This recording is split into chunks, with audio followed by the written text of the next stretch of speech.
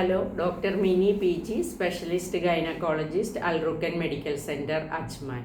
ഇന്ന് നമുക്ക് placenta praevia എന്ന അവസ്ഥയെപ്പറ്റി ചിന്തിക്കാം.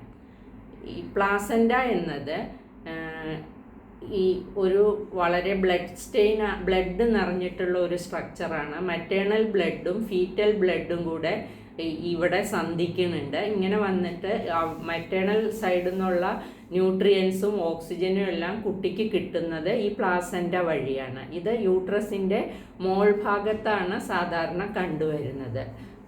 ചിലപ്പോൾ ഈ പ്ലാസൻ്റ താഴെ വന്ന് ഇംപ്ലാന്റ് ചെയ്യാറുണ്ട്. അപ്പോൾ അങ്ങനെ വരുന്നതിനെയാണ് പ്ലാസൻ്റ പ്രീവിയ എന്ന് പറയുന്നത്. ഇത് ചില സമയത്ത് ലോവർ പാർട്ട് ഓഫ് യൂട്രസിലായിരിക്കാം. ചിലപ്പോൾ ഇത് കംപ്ലീറ്റ്ലി യൂട്രസിൻ്റെ വായ്ഭാഗത്തിനെ കവർ ചെയ്തുകൊണ്ടായിരിക്കും വരുന്നത്. അപ്പോൾ കംപ്ലീറ്റ്ലി യൂട്രസിൻ്റെ വായ്ഭാഗത്തെ കവർ ചെയ്യുകയാണെങ്കിൽ നോർമലായിട്ട് വെജൈനൽ ഡെലിവറി നടക്കാൻ ബുദ്ധിമുട്ടായിരിക്കും. ഇപ്പോൾ പ്രസവ സമയം അടുക്കുമ്പോൾ പ്രസവവേദന വരുന്ന തുടക്കത്തിൽ ഈ സെർവിക്സ് ഡയലേറ്റ് ചെയ്യുമ്പോൾ ഈ പ്ലാസൻ്റ താഴെയാണെങ്കിൽ അവിടെ നിന്നും ബ്ലീഡിങ് ഉണ്ടാകാറുണ്ട്.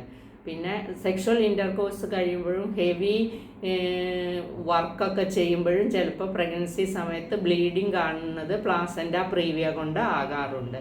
ഇത് കണ്ടുപിടിക്കാൻ ഒരു അൾട്രാസൗണ്ട് സ്കാനിങ് ചെയ്യുകയാണ് പതിവ്. അപ്പോൾ ഈ 13 ആഴ്ചയിൽ 20 ആഴ്ചയിലൊക്കെ പ്ലാസൻ്റ കുറച്ച് താഴേക്കാണ്, കംപ്ലീറ്റ്ലി യൂട്രസിൻ്റെ സർവൈക്കൽ ഓസിനെ കവർ ചെയ്തിട്ടില്ല എന്നുണ്ടെങ്കിൽ കുറച്ചും കൂടെ ഗർഭം വലുതായി വരുമ്പോൾ ഈ പ്ലാസൻ്റ കുറച്ചും കൂടെ സ്ഥാനം മാറിയിട്ട് ഈ നോർമൽ ഡെലിവറി ആകാനുള്ള സാധ്യതയുണ്ട്. ബട്ട് ലാസ്റ്റ് ടൈമിൽ placenta completely covering the os ആണെങ്കിൽ അതിന് ചേഞ്ചസ് സംഭവിക്കില്ല.